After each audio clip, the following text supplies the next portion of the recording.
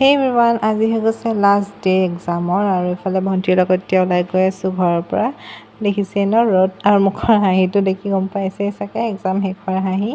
তো সেয়াই আৰু এয়া আহি পালোঁ। তাৰপিছত এক্সামটো দি আহোঁগৈ তেনেহ'লে, আপোনালোকে চাই থাকক দেই।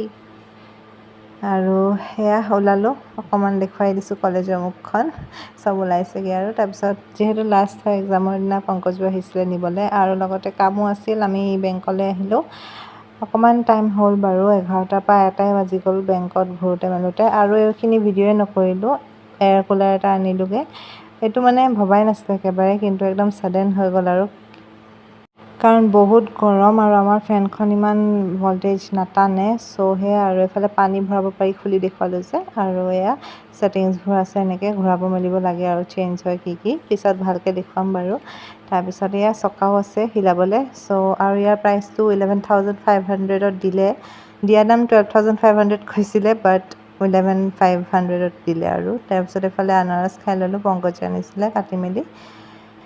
দেন বেছি পানী ভৰোৱা নাছিলোঁ, জাষ্ট অকণমান দেৰি চলিবৰ কাৰণেহে পানী ভৰাইছিলোঁ। তো এইফালে ফ্ৰিজত থৈ দিছিলোঁ ঠাণ্ডা হ'বলৈ।